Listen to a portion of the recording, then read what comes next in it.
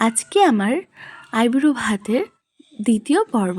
আজকের পর্ব ছিল আমাদেরই পাড়ার জেঠি বাড়িতে। অবশ্য পাড়ার জেঠি বলা ভুল, নিজের জেঠির মতনই ভালোবাসে, খুবই ভালোবাসে। আর আমাকে নিজের মেয়ের মতো দেখে। এটা করবি না, ওটা করবি না, এটা করবি, ওটা করবি, খুব ভালো মতন করে গাইড করে। অনেক সুন্দর করে আয়োজন করেছিল। আর প্রত্যেকটা রান্না অসম্ভব সুন্দর ছিল।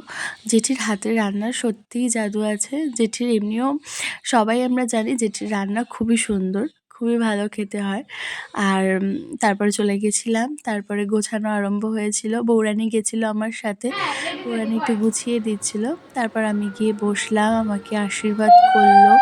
তারপরে আস্তে আস্তে করে সবাই কিছু ফটো তুলে শুরু করে দিলাম আমার দ্বিতীয় আইবুড়ো ভাতের পর্ব।